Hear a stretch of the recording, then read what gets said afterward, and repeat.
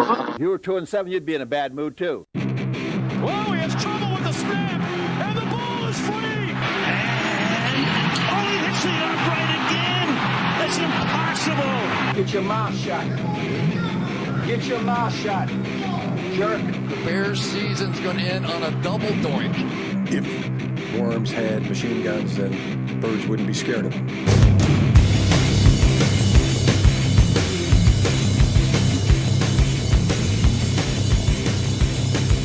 Hey, how's everyone doing out there? Welcome to a Word Hole Media presentation of the Limp Ditkas podcast. I'm Pete. I'm Ryan. Welcome to the Limp Ditkas podcast. We're just a couple of Chicago pricks united by our hatred of University of Michigan football and the Chicago Bears. This is episode 33 tonight, and we have a victory and an entry into the playoffs for your Dallas Cowboys. We have the continual Lions paradox continuing with a victory and a loss at the same time. I'll explain. We have the Bears continuing to embarrass themselves. That's going to be fun to break down. Maybe the best segment tonight. Going to have the return of the Michigan Panther cast, a little bit of USFL talk as things are. And it's about to get on. There's a little bit of news, so we could talk about that. And we did have a national championship game this week that we need to talk about. Or was that the SEC Championship 2.0? I don't know what that was. But let's go ahead and kick this motherfucker off.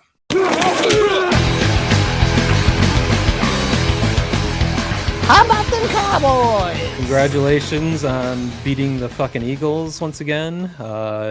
How did that work out for your playoff seedings? I forget how that was. Well, we ended up moving up a spot, so Nice. it was a good victory in that due to Arizona and your buddy throwing some more picks along the way, Mr. Stafford.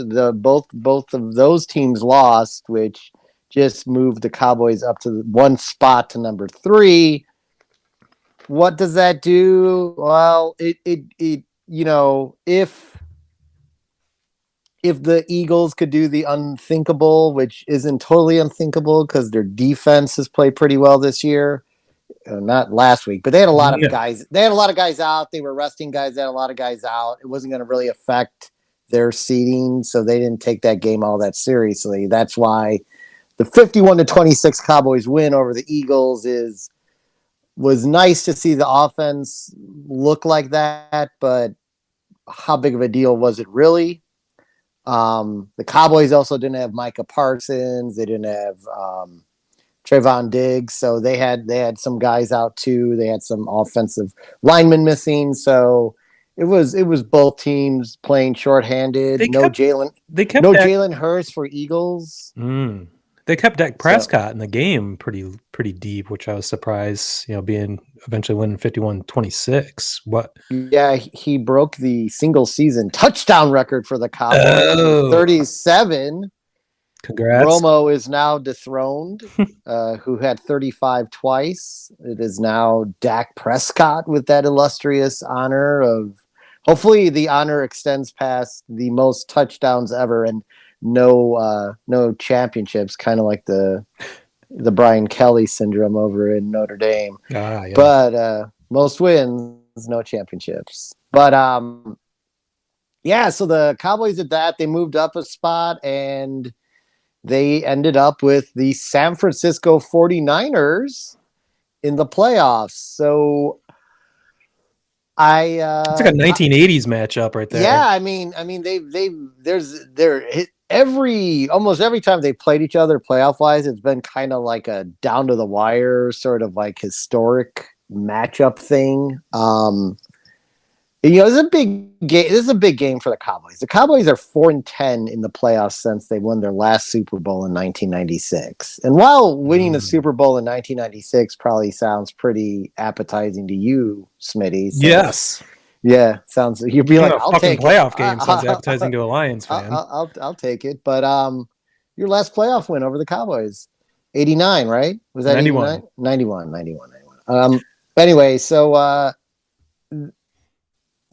there's some talk going on that Mike McCarthy's already on the hot seat. And if he loses, he could be out of his job. Oh my God. That's a rumor I heard today. And I thought, isn't that a little premature? I mean, let's his first year in was, you got to give him a transition year on that. Year 2, your franchise quarterback goes down after the fourth game of the season, and you're left with the Red Rifle, who also goes down at one point, and you're left with the Nooch. The Nooch was at the helm at one point, the Noochie.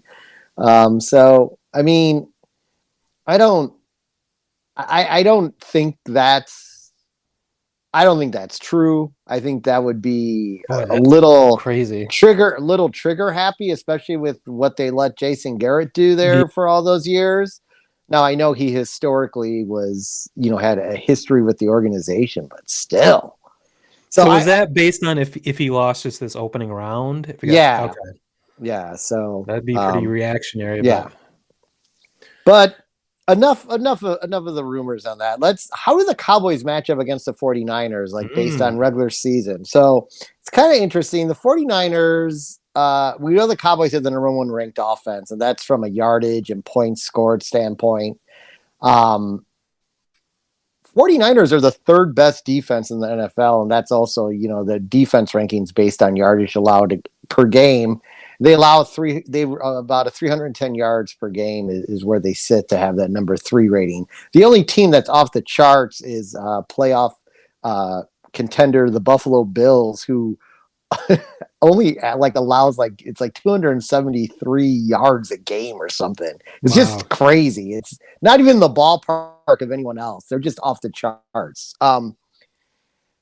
But the road to victory for the Cowboys really is going to be the ground game. And that's where the 49ers are a little weaker. And for me, if I'm making a game plan for this game, I'm going to make sure I rush the ball no matter what 35 times for clock control, keeping your defense fresh, and wearing down the 49ers defense.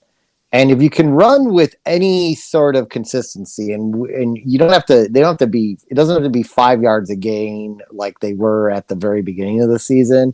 But if you're getting 3 to 4 yards every carry, and you're sitting at 3rd and 2 consistently, 3rd and 3, less than a 3rd and 5, that's gonna equal a Cowboys win. I feel strongly that's going to equal a Cowboys win.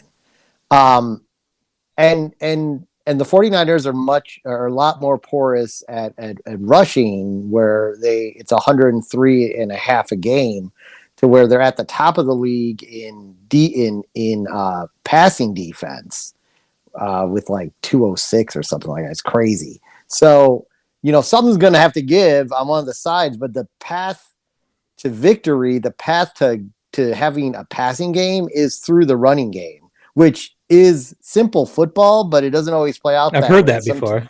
Yeah. I mean, sometimes you start with the passing game to open up the running game, and then they end up eventually feeding off of each other, and it works out. But really, they've got to establish the run early.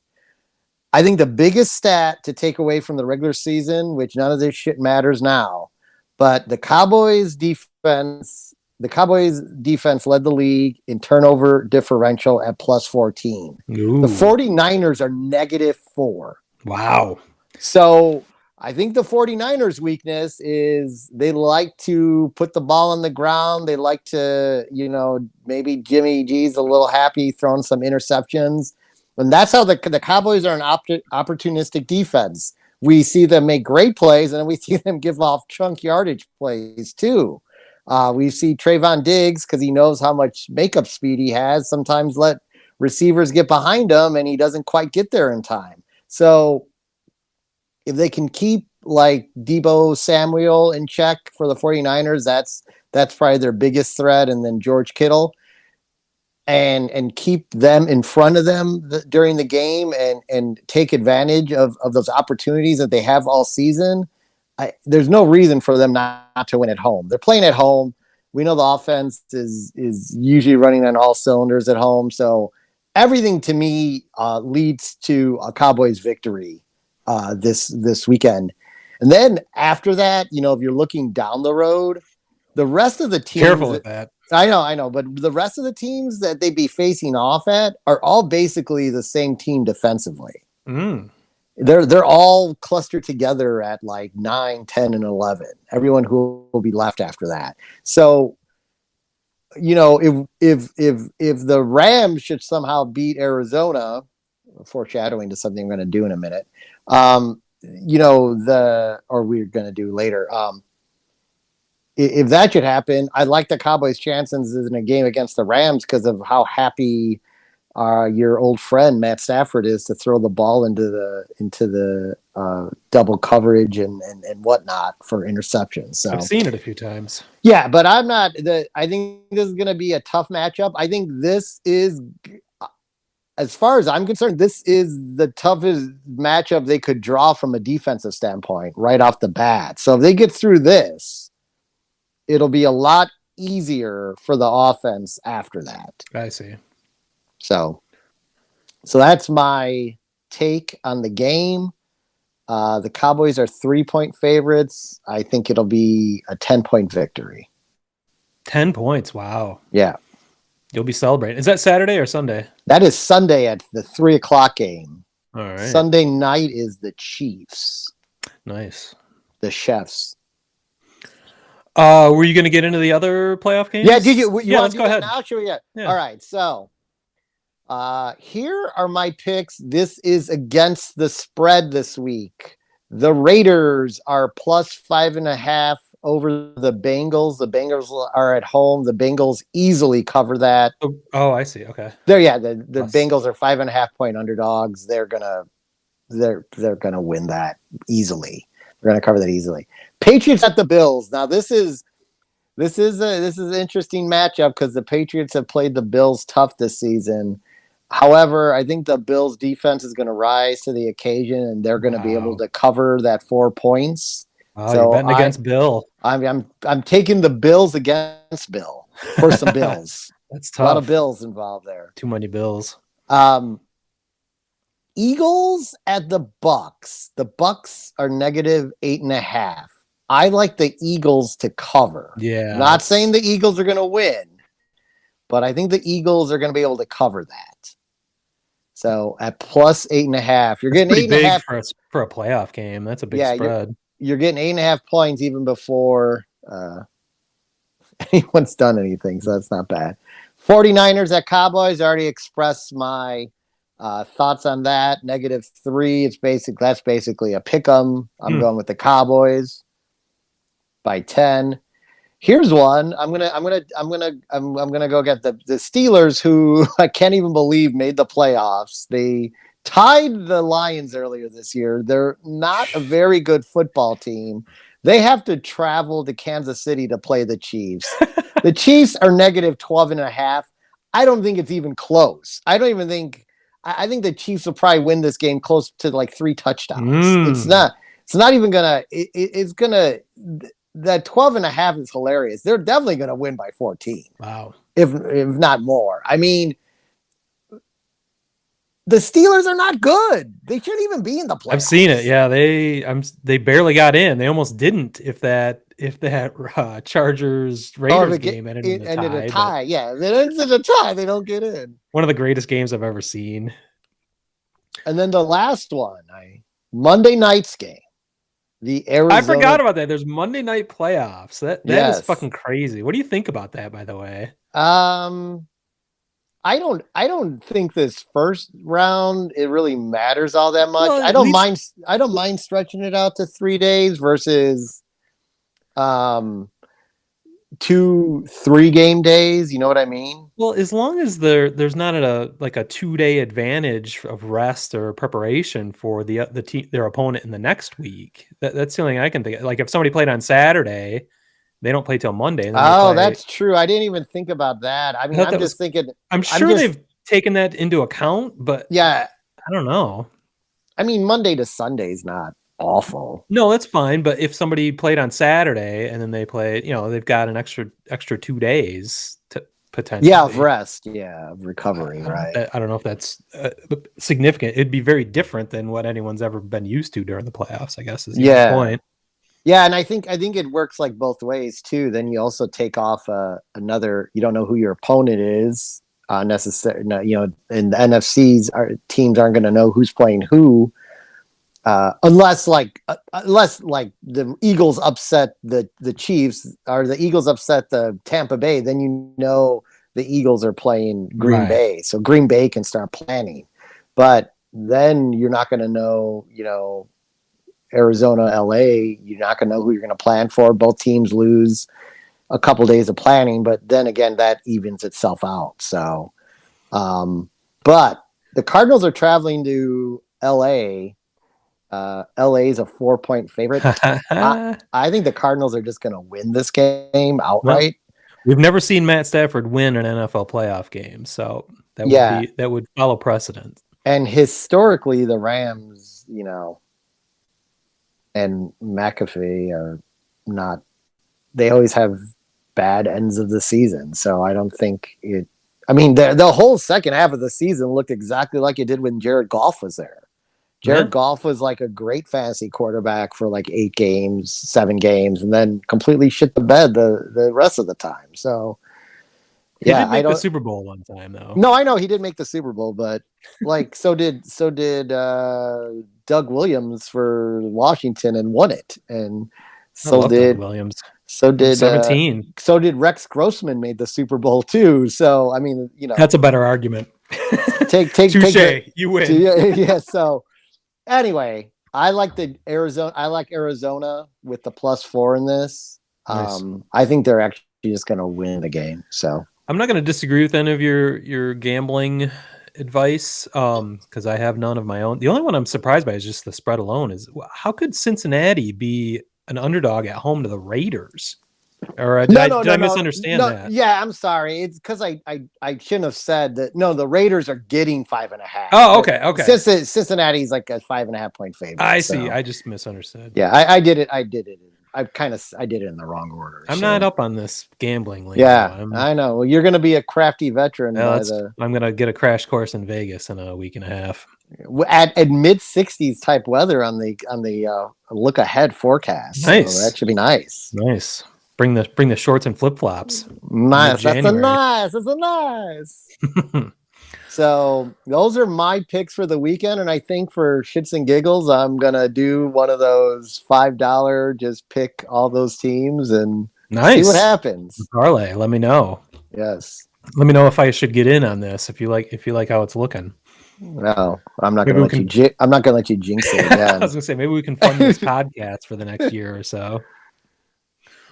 Well, after we've now spoken of teams that are still actually playing, we have to turn the page towards our teams whose seasons have ended. My Detroit Lions. The Detroit Lions paradox continues as the Lions did win their final game of the season against the hated Green Bay Packers, 37-30. But when they win, somehow they always lose, as we had a chance to get the number 1 overall pick and did not take advantage of that opportunity and somehow won this game against the Packers. It was funny in the fourth quarter. Even the announcers were bringing this up after the Jacksonville Jaguars had somehow beat the Indianapolis Colts, which is I don't think idea. They kind of just beat them down too. It wasn't really even close. Yeah, there was some money won if you took that leap of faith that Jacksonville was going to pull their heads out of their ass for the final game of the season against a team who needed to win to make the playoffs. Yeah. Like who's played pretty well and has the best rusher in all of football. Like I'm saying the words, I still can't believe it was even set up for Detroit to get the number 1 seed.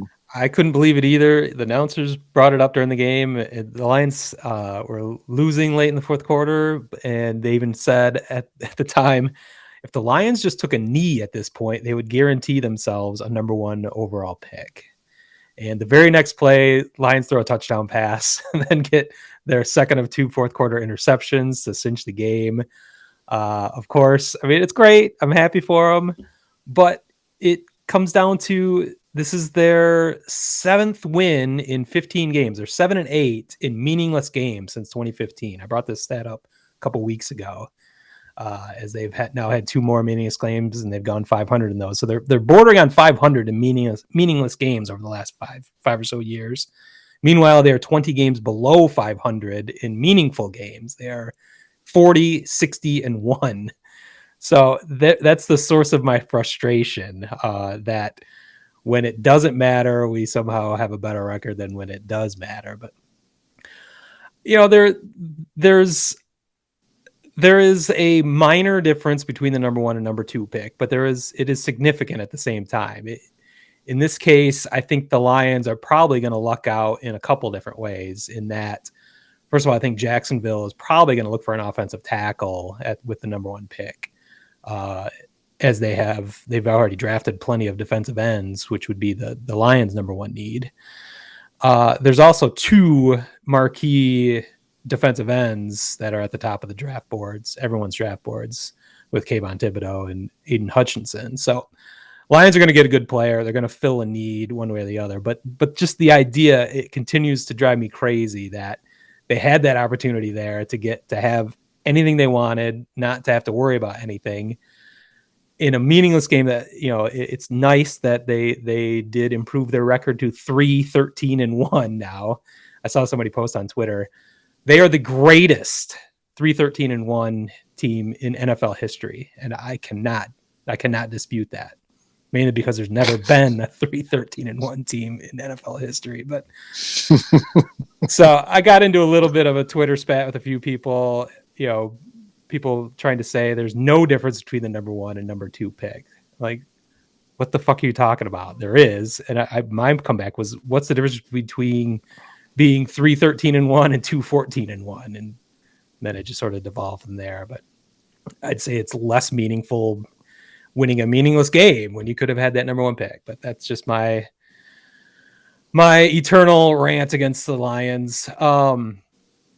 There were a lot of positives this season, believe it or not, though. I'm gonna put a positive spin on this. Ooh, okay. As it's not easy to do with a 3-13-1 team, but of course, part of the story of this final game was Dan Campbell, Danimal Cannibal, as I like to call him, was playing cannibal games once again. He had a fake punt, which failed. More 4th down attempts. I think they set the record. I do believe the Lions actually set the record for 4th down attempts and conversions, actually, believe it or not. Even though they were well below 50%, they converted more than anyone ever has. They had a double reverse pass for a touchdown. They had a flea flicker that worked. So he's still playing his fun games. But overall, if I'm gonna sum up the Lions season, I think I'd have to give Dan Campbell a passing grade as in his first year as a coach, even with such a horrific record. He had nothing to start with. The Lions roster was garbage when he took over. He had a horrific culture coming off the tails of Matt Patricia and what the fuck? I already forgot his fucking name, Bob. What the fuck? So to go from essentially 0 to just above 0, it was a Herculean task in some ways. So I feel like a foundation has possibly been built in Detroit. There's some positivity, and it's palpable. Like, you can tell the players love Dan Campbell, and I think he's very likable, especially when you can consider the old regime. It's night and day. So, and he's shown a lot of guts. He's shown himself not to be a hypocrite, as a lot of NFL coaches do, preaching courage and bravado, and then shriveling up into a ball anytime it comes to making big calls in crunch time, where he's made some big calls late in games, and they most of the time do not work, but he's still made those calls. He's also had the benefit of being in a lost season, pretty much, where he can kind of throw caution in the wind with few consequences. So, But I think overall it's a net positive with Dan Campbell. I think next year is going to be the real test when he doesn't have that luxury. When I think Lions fans are going to demand wins. I think we don't believe we're going to be a playoff team next year necessarily. I think we can look towards being 500. 3 wins will be unacceptable. So he's gonna have to show this is going to work. I think there are building blocks to make this work beyond his culture building. Penei Sewell has been a fantastic revelation that I was hoping he'd be for the offensive line. The Lions even piecemeal had to put together their offensive line after significant injuries to Taylor Decker and Frank Ragnow. They had the top 10 rushing attack in the NFL, which they have not done since the Barry Sanders years, which is more than significant. So they're building from the lines out, and I think that's the way to do it. And you're seeing how that could work going forward. I feel like they have the potential for a decent offense next year. The other emergence of Amon-Ra St. Brown, who had his 6th consecutive 8-catch game, which sets a Lions franchise record. Calvin Johnson was never even able to do that. It's also the fifth longest streak in NFL history. So we've got a serious slot receiver right there. If we could pair him with a top, maybe a late first round pick that we'll be getting from the Los Angeles Rams, maybe we can pair him with a top wide receiver right there, or even a free agent wide receiver. The Lions have $40 to $50 million worth of cap space to work with. Dang, girl. So they also have, 3 of the top 34 picks, I think it'll be, in this draft. So they have a lot of capital to work with, whether it be draft picks or cap space. So there are ways to address their offensive issues. The key is addressing the defense, and that's where getting a game wrecker at defensive end will be paramount. They need a linebacker, of course. I'll get deeper into the draft breakdown as we still have about 4 months before we need to actually get into the details of that. But overall, I feel strangely, and this is the Lions paradox, after such a terrible season, I feel strangely positive just because you see those building blocks, and I like my coach at least. He's not a fucking dickhead like the previous one. So I believe Brad Holmes has shown he had a good draft, with those 2 players I mentioned. We'll see if he can build on that, because this draft is the key right now coming up. So I think that's basically all I need to say about the Lions so far. Like I said, I'll be breaking down their draft options going forward. But that might be the end of Lions talk for a bit. We'll see. Wow. We did. I guess the only other news would be they decided to let go offensive coordinator Anthony Lynn, who I believe I called Adam Lind or Adam Linth or something earlier in the season. I didn't even know who he was. Whatever his name is, not gonna be here anymore. He's gone. He was pretty irrelevant. As he hadn't been calling plays since halfway through the season when Dan Campbell took those duties over too. So that was the only news of the week besides the meaningless victory over the Packers. I think we should move on to the place where you live these days, my former home, Chicago, Illinois, where the Chicago Bears are on the beginning of a new rebuild, as they have done several times over the last decade or so. Yeah. The news finally came out against our wishes. Ryan and Smitty and I had traded some texts in the hope that Nagy and Pace actually retained their employment, because it was unfortunate how much fun that would be for this podcast, and how much of a Bears move that would be, how much of a McCaskey move, how they won some big games down the stretch. So we're going to keep them with the promise of what next season could be. But no. Instead, George McCaskey acting chairman, who said that the board wants them to stay as acting chairman. Well, that's convenient since the board's your freaking family, you fucking putz. But I want to dissect a little bit of this press conference that he held, which if you were optimistic as a Bears fan that Nagy and Pace were both let go, because there were people thinking, I think you and I were both on, we thought Pace might hang on. Yeah, I was rooting for that. Again, we were rooting for both of them to stay on just to keep the Bears spiral going. But I thought they might just get rid of Nagy, and they've shown a way that they've loved Ryan Pace inexplicably.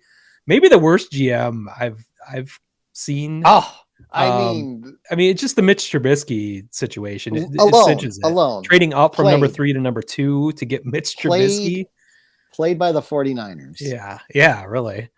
So I was downtrodden to learn that both Pace and Nagy had been fired, but I did hear that Ted Phillips remained team president. So yes. That makes me laugh and gives me hope that the Bears will remain in this downward spiral as their leadership and process for hiring these numbskulls continues. The same people that are in charge of hiring Ryan Pace and Matt Nagy also hired Jim Tressman, or what was his name? Mark Tressman. And the previous GM. The whole process remains intact. Nothing has changed. Nothing has changed. And if you were optimistic, you definitely were not optimistic any longer after you saw or heard the George McCaskey press conference. Because if you want to talk about a fucking disaster, I didn't hear the whole thing. I've heard pieces. So this is like you're driving down the road, you see smoke, you see flames, and you stop and look. Gaper's block. Yeah, it was a Gaper's delay. So you already brought up problem number 1.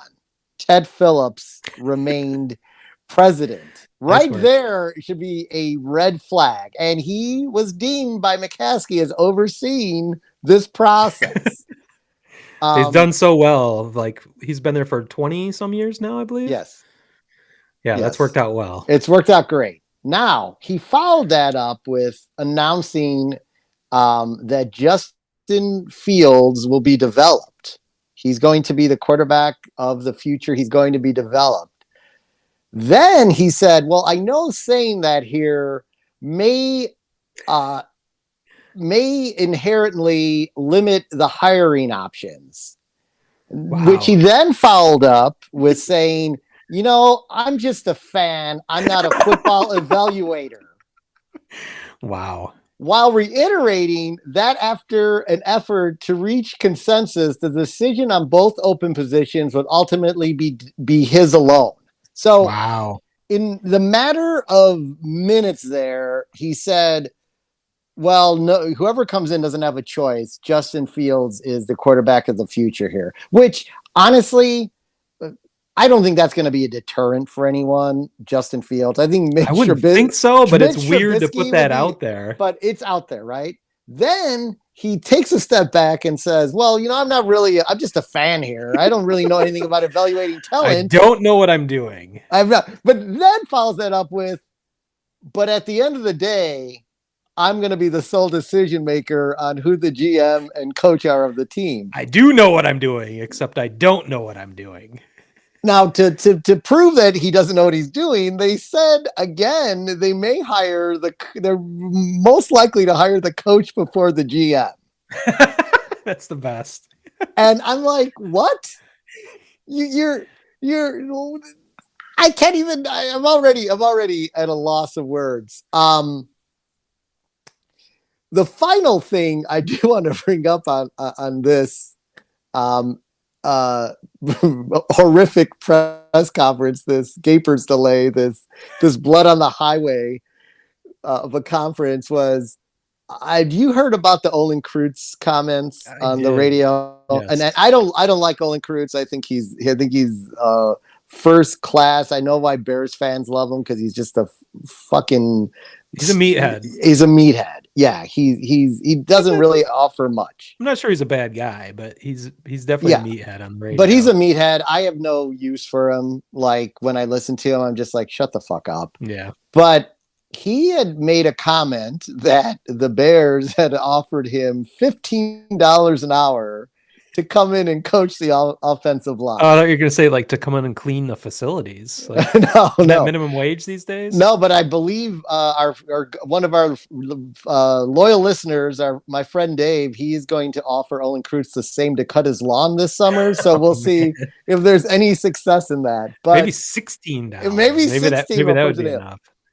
So what are the Bears doing? Why would they do that? Well, this is Olin Kreutz saying this. So McCaskey it comes up during the press conference. Now, I don't know about you, Smitty, but if it came up, I would as the chairman of the board, the chairman of the board, as I would have just said, I'm not gonna get into that into that matter.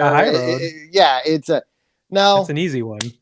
No. McCaskey decides to say, I've learned over the years to take just about anything Olin says with a grain of salt, and then proceeded to basically call out his character and all these other things. And that has just received a ton of backlash, especially on the score, because Kreutz is a regular on the score. So it's getting a lot of backlash here back in Chicago. So unnecessary. Bears fans, what I have to say to you is sit back, relax, and strap it down, because it's just gonna suck for you just in the immediate future again. I don't know if you had heard this, but they did interview Doug Peterson, Super Bowl champ coach, with Nick Foles, the former Philly coach, and then for GM, they interviewed Glenn Cook. He's current. I didn't know who he was. I had this is all from an article I read. VP of player personnel for the Browns. But it is said that they will be looking at 9 candidates for each position. So 1 down, 8 to go. No less than 9. No less than 9 shall be called. So. Wow. So Doug, I find Doug Peterson to be an interesting choice. He won a Super Bowl, but overall his tenure in Philly was really not a success, and it ended with a 4-11 season with a very talented football team. So I don't know, but no, I hope that you got to start somewhere. No, so. I hope they hire a failed Browns GM and a failed Eagles coach. That would be perfect. There you go. Keep that downward spiral going. The more I think about it, with the Bears spinning their wheels, trying to start another rebuild, the Vikings fired their coach and GM, and so they're embarking on another rebuild. Who knows the future of Aaron Rodgers with the Packers, as he's been mercurial and bizarre through many off seasons, especially this past one. If he leaves the Packers, maybe the Lions are in the driver's seat in the NFC. You think that the NFC North is all up to the Lions now? We might have the most stable organization in the whole division. Well, you'll have the second longest tenured coach, because Matt LaFleur at 3 years is the most tenured coach in the NFC North right now. So we're only 2 years behind. He's 39-10. He's got Aaron Rodgers. I know. That's just incredible, though. It's not all Aaron Rodgers. I mean, but it is a lot of Aaron Rodgers. Yeah. A lot of Aaron Rodgers. So, hey, great news for this podcast. More fumbleinas and questionable moves to be done by the Bears organization, which remains the same on the very top. So don't change, Bears. Never change. Don't go changing.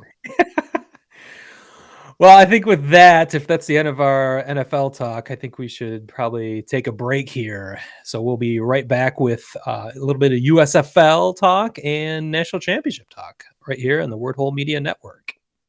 Word Hole Media. Major League A-Holes in the Hole podcast, where baseball opinions are like assholes. Everybody's got one, and most of them stink. Find us at MajorLeagueAholes.com and anywhere you listen to podcasts. Well, welcome to the Michigan Panther Cast portion of this Limp Ditka's podcast. I am Ryan. I'm Ryan, a lifelong Michigan Panthers fan since 1983, as a 10-year-old, watching them win the inaugural USFL championship.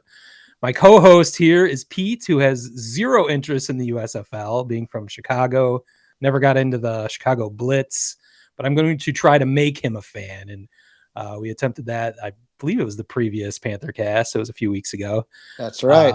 So I gave you an assignment. We'll get to your homework here at the end. But before that, we do have some USFL news to talk about. As Birmingham, Alabama, the city council there officially approved plans for the USFL to play games there this year, which is a good thing. That's been rumored and talked about for months now, it feels like, but it became official this week, so that's good news.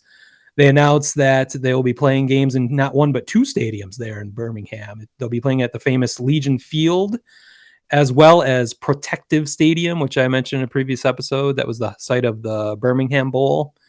It sounds like they're going to play 8 to 11 games possibly at Legion Field, with the remaining 30 plus games being at Protective Stadium, which is a more modern, smaller facility, which is probably a better place for USFL games to be played. So that was some news. Other news that came up was the draft will be held February 22nd and 23rd, with training camps beginning the week after. I believe March 1st is the go date for that.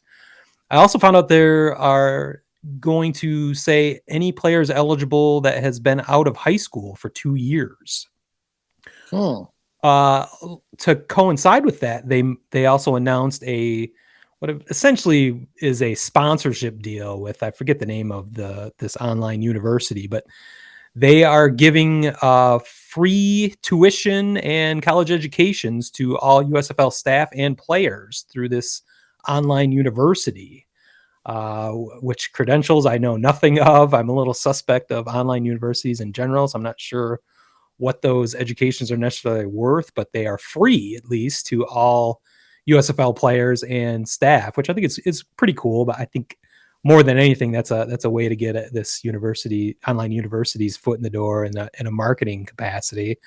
And it's a little bit of nice PR for the USFL. So that's kind of cool, I guess. I don't know really how to read that until you know more about this university and how people are actually going to be using it. I don't know a ton about players that'll be drafted. It sounds like the pool they're going to be drafting from is maybe around the kind of XFL players you've heard of, or probably have not heard of. The Spring League, which I don't even know if you know about that. I know a little bit about it. It was on, I think it was TBS last year. That's essentially what this USFL has been based on. The leadership of that kind of bought the USFL trademark and then put that over the top of this league they had before. So there's a lot of commonalities between what we're going to see going forward in the USFL and the previous, what we've seen with this Spring League. Now correct me if I'm wrong, and I don't know if you know this, but in the Spring League, aren't NFL players allowed to participate? I don't think there's any stopping them, but I don't know that there's an incentive. And I don't think there's going to be any kind of crossover in these early years, as you haven't seen it with the XFL or any, the AAF or any of those other. You never heard about NFL players joining that. And I don't think there's a reason why they would at this point, because the money is not necessarily there at this point for the way it was in the first USFL back in the 80s. It's a very different business model that could eventually, become a rival to the NFL down the road. But the astronomical sums of money that the original USFL owners were paying is just not there, mainly because there's central ownership. There isn't individual ownership yet. It is still all owned by the Fox company, and with certainly large investments from NBC now, as they've are both going to be broadcasting games. I guess the biggest news that's come out in the last week or so are 4 of the 8 team coaches were announced last week, which I thought was kind of odd, only announcing half of the team's coaches. which the Michigan Panthers still do not have a coach. So it's like half their competition has a week's leg up so far. And I've not heard an announcement when the Panthers will be getting a coach, or that whole other half of the league will be getting their coaches. It's kind of interesting, though. You look at who they did announce as coaches. It's kind of a mix of former prominent NFL coaches and college coaches. With Kevin Sumlin is one that you might know him from Texas A&M and Houston, University of Houston. Todd Haley is former Chiefs coach, I believe, back probably about 10 years ago. Todd Riley, I think is his name. No, Mike Riley's. Mike Riley, that's what I'm thinking of. Mike Riley was with the Chargers about 20 years ago, probably. So there's some names you at least recognize. The fourth coach I'd never heard of because he was a former CFL coach. So I'm not really sure what kind of message that brings. I guess it sort of shows the caliber of coaches they'll be going for. People you've kind of heard of, haven't been in the spotlight in a while, which makes sense. So I want to speculate about what the Panthers might end up, who might end up being the Panthers coach. And there's just wild speculation everywhere. Because Wayne Fonz. Yeah, I knew that would be your choice. That's my choice. If he wasn't in his early 80s, I think he would be. That's fine. Would be look at the White Sox. Yeah. Well, I don't think that's a possibility, but an interesting. I think they will try to tie it in locally. I think it's as much a marketing idea as anything, because they can pair these coaches with any of their remaining franchises across the country. So I think it makes sense to bring somebody in with some connection, at least, to Michigan somehow. And that's where the speculation comes from that I've seen. The most, I guess I'll start with the most ridiculous one would be Tony Dungy, who would be incredible. I mean, that would be the biggest home run of home runs, as he's originally from Jackson, Michigan. I mean, come on, folks. He is a lifelong Lions fan, so he has serious ties to the state of Michigan. But why on earth would Tony Dungy come out of retirement? That's great. I love it. Yeah, I mean, stranger things have happened. Maybe he's got the coaching bug again, wants to start something brand new. I somehow doubt it. He's got a pretty good gig there at NBC Sports. I was going to say, if we wanted to start something new, there's like 4 vacancies, I believe, in the NFL right now. Yeah, which I'm sure he could easily fill. So well, this is low profile. Maybe he's in his retirement years. He doesn't feel like having the pressure. I love the speculation on that one. Only working between April, or basically from February through the end of June is all. I mean, I guess he gets he can keep his TV gig too with the NFL then. Yeah. I think he could. So that might be where that ridiculous speculation come from. So I guess there's a slim possibility there, which would be incredible. I think there'd be a lot of people taking note of the Michigan Panthers at that point if Tony Dungy came aboard, but somehow I don't think that's going to happen. A little more realistic, but I'm not sure is going to happen, would be former Detroit Lions coach, recent former coach, Jim Caldwell. Which, he has a Super Bowl on his resume. He has not. I don't believe he has been coaching recently. He's looking for something. That's a possibility. I think that's a reach. I'm not sure for the same reasons he would be interested in that. I think he's got probably a better shot at, an NFL coaching, either head coach or coordinator position than most. So I think he'd probably be holding out for that. The one that probably makes more sense and has no local ties that I know of, but it seems a little more plausible, at least, would be Marvin Lewis, former Cincinnati Bengals coach. I feel like it was just always 500 in his I think 10 years in Cincinnati. He had a couple playoff years, so he's a little bit above 500 a few seasons, but I feel like that would be fine. I think that'd be fine for the Panthers to start out somebody that you've heard of that has some pedigree.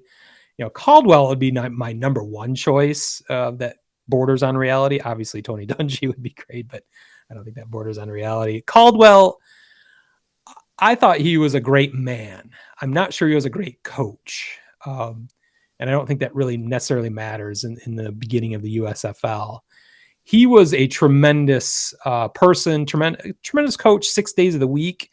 On game day, it felt like he was in over his head. His game time decisions would elude him from time to time, and he never had the gumption to really argue for the Lions cause, which really drove Lions fans nuts, including myself, where it didn't feel like he had it was in his personality to necessarily fight for us. And the rest of the week, you knew he was a good person, a true leader, a good X's and O's coach. But I just think at game time, it just sort of eluded him. But I think, again, that'd be fine for the beginning of a new franchise, a new endeavor in the USFL with the Panthers. So I think that'd be the best. There's probably going to be some surprises, as the first round of coaches were very surprising to almost everyone, I would think. I haven't heard any more substantial rumors than that. The only other news that was happening last week was that Gene Chizik, former Auburn coach, national champion, I believe about 10 years ago or so, was rumored to be part of this first USFL crop. And he addressed those rumors the day of believe his last Wednesday when the announcements were made. But he was not involved in that announcement. So I don't know if he's still a potential candidate for these 4 remaining USFL jobs, but it sounded like that was not going to be. So it's hard to say. We'll see where that goes. Literally what I'm saying is I have no idea. It's going to be fun to see how they go about this, who ends up in Michigan. I don't know a timeline either, which is strange because, as I mentioned, the draft starts February 22nd. The coaches in this first season will also be acting general managers. They are essentially coach and general manager. So they will be coaching and making these initial draft picks. So it is a massive undertaking. The sooner the Panthers can get somebody in there, the better, to start going over their options and putting together a strategy is going to be paramount. So I would really like to hear an announcement sooner than later. What's going on? What the fuck, USFL? Let's get this rolling. Another thing I'm very curious about is something I mentioned a little bit earlier, as I gave you, Pete, over there, a homework assignment, as I'm going to drag you into this USFL. This is kind of an experiment that we're running here. As I mentioned, I'm already in. I'm a USFL fan for 40 years. I was ecstatic when I heard they were going to revive the USFL. I'm a Panthers fan, hardcore. You, as I mentioned, do not have that same interest, but that is the battle that the USFL is going to be fighting. How to get fans interested in it. And I've got this podcast to drag you in at least, but I'm curious how you would decide what kind of team you would root for if you wanted to get into this league. I think there's an advantage, that there's a USFL that at least you've heard of this before. You've never heard of the AAF, and I doubt you have much interest in the XFL. Maybe you do, but so I'm curious what team you would pick to root for if you were going to root for a USFL team this year. Well, I'm going to break it down on teams I didn't pick first and explain shortly why. I said logo would be have a lot to do with my choice in this, much like a child. So I think that's valid. I think that's how a lot of people at least first get into teams, and then there's a reason teams have logos. It's marketing, and that's what gets people interested. So I don't think that's an invalid way to go about it. So I'll say a lot of these logos are questionable. One, the Michigan Panthers logo is a tight logo, but unfortunately, you're a Michigan Panthers fan, and I really have no desire to support any team in Michigan. So that was easy to take. We will never be fans of the same team. You and I have been friends for 25 years now, I think, and that's kind of the basis of our friendship, is how we've always hated each other's teams. So I'm not surprised by you not going with the Michigan Panthers. I'm not going with the Birmingham Stallions either. That logo sucks, and wow. It sounds like there's very little. I know a stallion is a stud of a horse and rides like the wind, but sounds terrible to me. They're the home team. That is one thing that's kind of strange. They're the one home team in this whole endeavor. They're the home team every week. every week. So I think they might have an inherent advantage somehow. They might have Maybe. the crowd supporting them, so they might be the best team. Who knows? There was speculation on this podcast last week that Houston Gamblers might be the route I go. I like to place bets. I like to gamble occasionally. You're a Dallas but Cowboys fan, so that'd be I'm the a Dallas closest Cowboys Texas fan, equivalent. but the logo blows. And yeah, that's enough. The logo blows. And I Houston, love the logo. I think it's great. I hate that logo. Wow.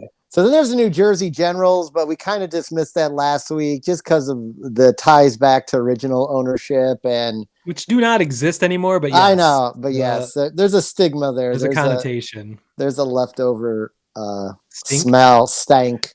Okay. Philadelphia Stars kind of look a lot like the Minnesota Stars, Or Dallas Stars, yes, and but there's a Liberty Bell in the shadow there in the logo. But I can't support anything that has to do with supporting Philly fans either because they are the biggest scumbags on the planet.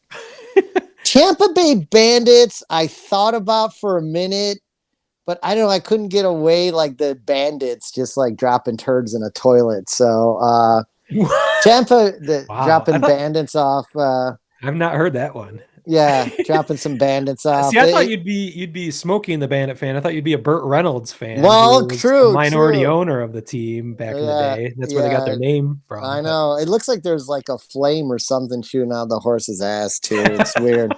Now the worst logo though of everyone I'm going to talk about is going to go to the New Orleans Breakers. Yeah, that's an odd one. It looks like pretty much the cover of like Massengill Douche. It's like the equivalent of their logo. So that's a fantastic point. Yeah, for those heavy days, the New Orleans Breakers. The New Orleans Breakers. So that leaves. I can't believe I had thought about. I had said last week I didn't think this team would even be possible, but when it's all said and done, I'm going with the Pittsburgh Maulers. Wow! And here is why.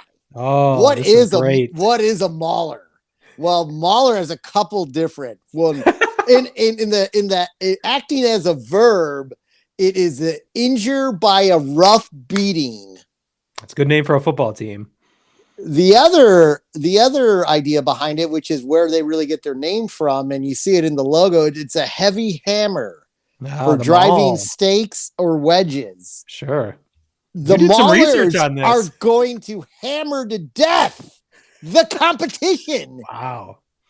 And that's why I am a Pittsburgh Maulers fan. And they are totally going to steal Mike Tomlin from the Pittsburgh Steelers and take their team to the first USFL championship. Well, this couldn't have worked out better. They do have a cool logo too, by the way. I think it's pretty solid. I'm not sure about their colors, but I like their logo. I like their logo too. But I'm going to end up not liking anything about that because I've already tried to start this rivalry, which you are fueling perfectly.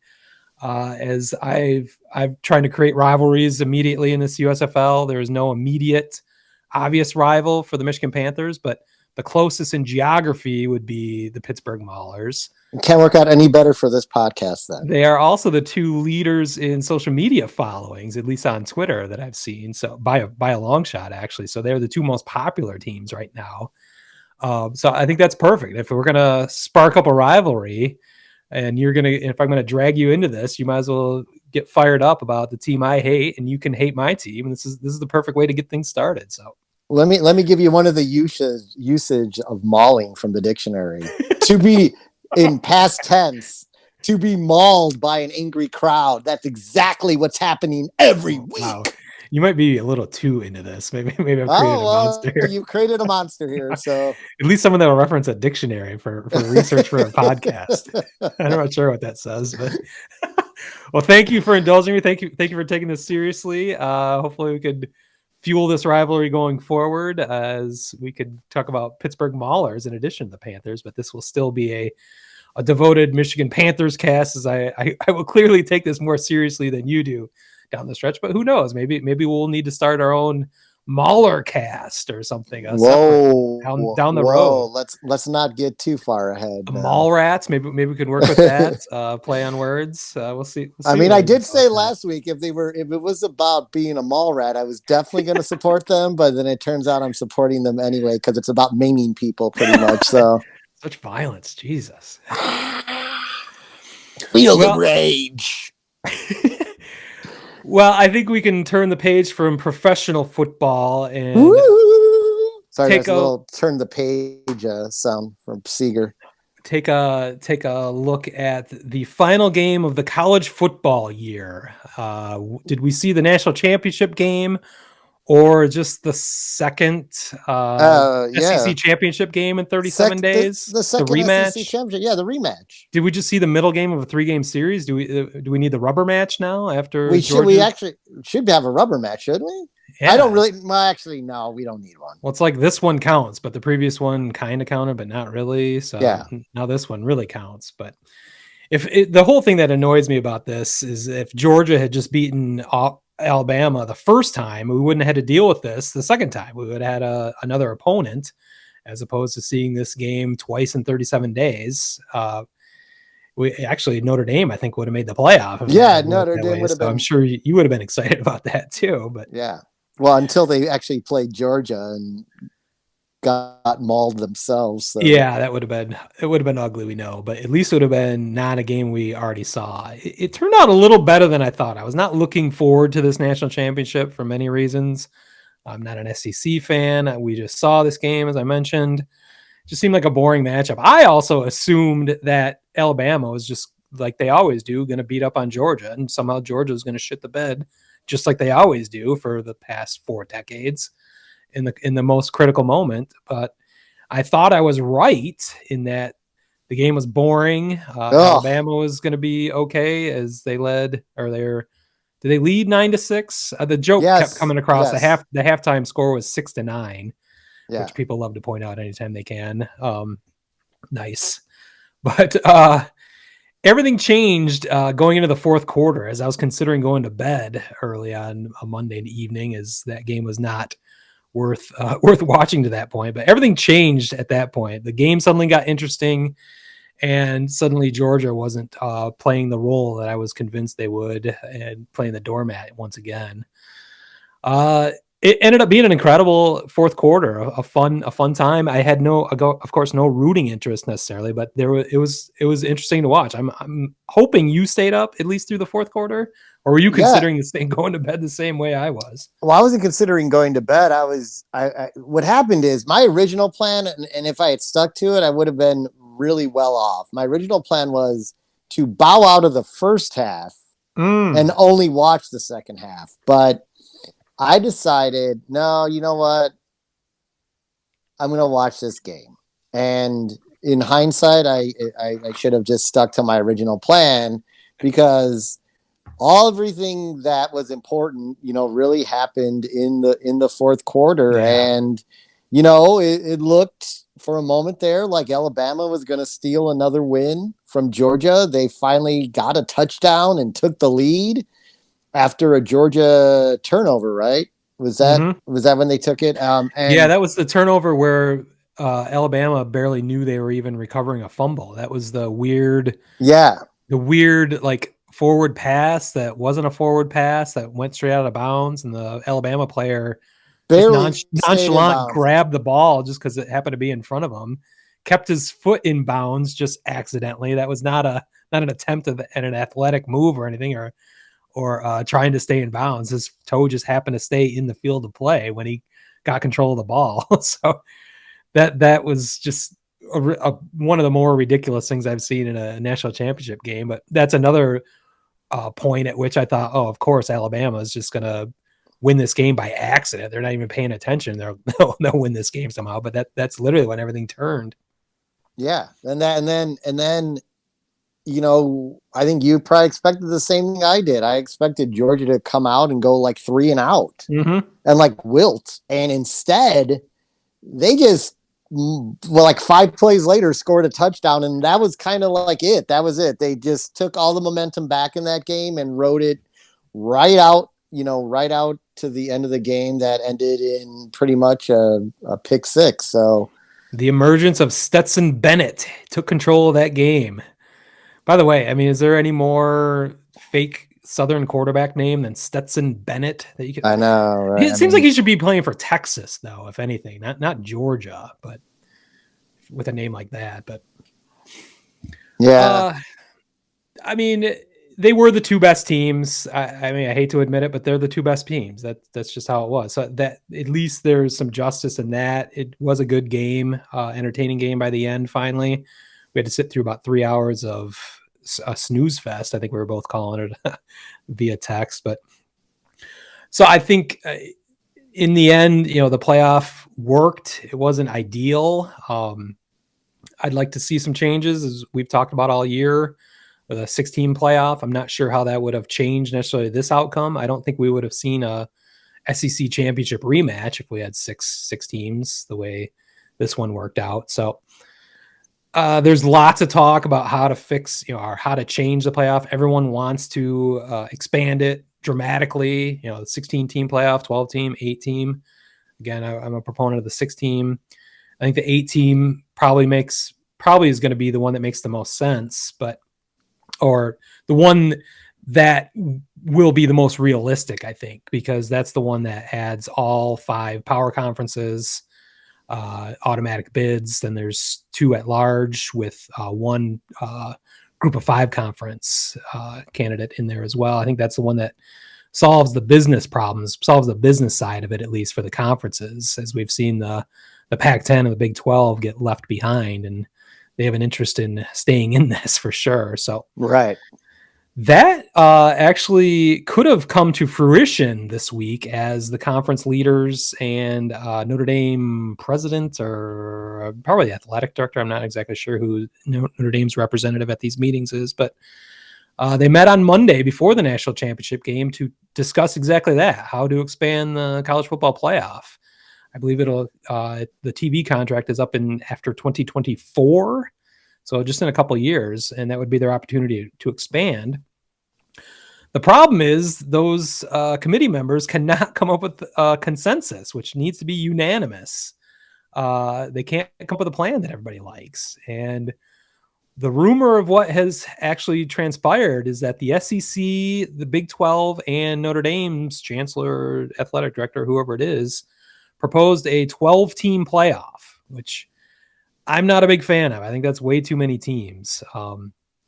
That would have included, certainly Michigan State, which would have been nice, but I don't think they deserve to be in the National College Playoff. So Pittsburgh would have been in it at that point, those kind of teams. So that's not the solution, in my mind at least. But the reason it didn't get passed is because the Big 10, Pac-12, and ACC shot it down. And you might recall those names, those specific groups in a grouping, because they are the ones that formed an alliance essentially this summer, just before the season started, against the SEC, who was taking a position, using their bully pulpit and kind of taking over college football, as they have been the best conference.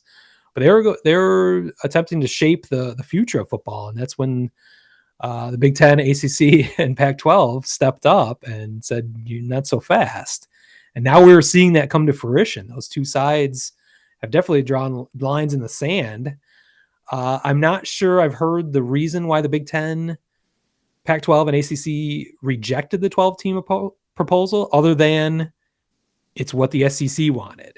And that's going to lead to a lot of trouble, I think, just going for, just starting now and going forward. Did you hear anything about this meeting? Or I knew the meeting was taking place. I didn't know.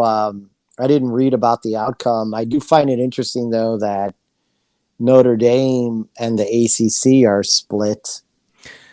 That's a weird one. I think why Notre Dame is on the side, especially for expanded playoffs in any form, is because they have an easier path if it's especially a 12-team playoff than they would even in an 8-team playoff. And this is a little complex to think it through, but there are going to be 5 automatic qualifiers in any 8-team playoff system, which automatically says, almost automatically says, the whoever loses the SEC championship game and whoever loses the Big Ten championship game are going to be the two at-larges, most likely. Then you have a group of 5 component where that would almost, I think that would be written in that there's got to be one group of 5 in that final 8. Well, that doesn't leave any room for Notre Dame, or that would leave possibly one spot for Notre Dame, which they'd probably be fighting for the Big Ten championship game loser for that final spot. So it behooves Notre Dame to go to a 12-team playoff, specifically Notre Dame, I think, is where this comes from. So I think that's the only reason they would be split away from the ACC. And the only reason I can think the ACC would be against this is because they have aligned with the Pac-12 and the Big Ten as I think wanting to shoot down anything the SEC wants to do right now. So I think that's the only logical explanation I can come up with. There might be a lot more politics and other things going on, and there might be some inaccuracies with that reporting, but that's what I've seen so far, at least. So I just think this is going to be fascinating going forward. Like I don't really want expansion. I could live with 6 teams. I don't really want more than that. So it's funny because I think the own powers that be that want this to happen are kind of going to be their worst enemies trying to go forward, because they're just going to fight amongst themselves and not figure out how to expand it. It's just going to perpetually be a 4-team playoff. I could see that happening. So I thought that was fascinating to see this week. Well, I don't know when the next meeting will be or how they figure out a compromise, but I think we've seen some lines in the sand drawn, and we'll see how that plays out from here. More to come on that. I think the final thing we need to talk about are the final rankings for the season after the bowl season and after the national championship. Your Notre Dame Fighting Irish finished number 8, which is probably I got to assume that's a disappointment considering you were on the verge of making the playoff. You finished the regular season at number 5 and subsequently dropped to number 8. So your Notre Dame's aspirations are always higher than most. So I think a top 4 is where you were looking at a successful season. But my Michigan State Spartans finished right behind you guys at number 9, which just makes me think how much better it would have been if we actually got to face off in that Fiesta Bowl instead of you against Oklahoma State and us against Pitt. Because we finished the year right neck and neck. It would have been fun for this podcast for one thing, but I think it would have been a great bowl game in that Fiesta Bowl. But I don't know if you had thoughts on where Notre Dame ended up. I mean, I think with the win, they probably end up number 2, which is crazy when you think about it, but they probably do. They probably should have really been behind Michigan State, but for whatever reason, they're not. They're 8. You do have the 2 losses after the bowl season, so yeah, Michigan State had the 2 losses as well, but they won their bowl game. So I just, it's fine. I mean, it's great for a top 10 finish, but it's such a weird ending to your season too. Just with the departure of Brian Kelly, which is a net positive, I think, but with a new coaching regime, it's just kind of a strange season. But I think, and it looks like Freeman's not having any trouble poaching coaches from other teams right now. Yeah. So I think that coaching staff's coming together nicely. So I'm optimistic on their future. But yeah, I mean, again, I was like, they should have won that game. They could have won that game anyway. We know they definitely could have won that game, having a 28-14 lead at half, but they didn't. And it's just so funny how, they probably, they would have definitely been in the top 4, but I really do think they probably would have ended up with the number 2 spot overall. So, well, I mean, Alabama's got that, and Michigan was number 3. So I don't know if you would have jumped then with the win necessarily, but you think you jumped from number 8 all the way to number 2 with the win? Yeah, well, we would have been at 5. And we would have won, and Michigan and Alabama both would have lost. I see what you're saying. Yeah. Yeah, that'd be interesting. Well, the revolving doors of history, we'll never know. Yeah. Well, that's about all I've got for this week, unless you had any other thoughts. No, I'm just getting ready for some playoff football. Yes, you are the last one standing, as all of the four we cover 4.5, 5, 6 teams at the most, and none of them are playing except for your Dallas Cowboys at this point. So congratulations. We will be back next week, of course, in some form or another for the episode 34 of the Limp Ditkas podcast. Hopefully for you, you will be talking about a Cowboys victory. I'm hoping to be talking about a Rams loss and where that leaves the Lions draft pick and how I can laugh at Matt Stafford some more. So that would be fun. So stay tuned for that. In the meantime, you can check us out on social media at Limp Ditkas. You can find our merchandise at limpditkas.com. And you can find this podcast anywhere you like to find a podcast. So with that, I'm going to say this is Dagger Time. We out. Peace. Peace.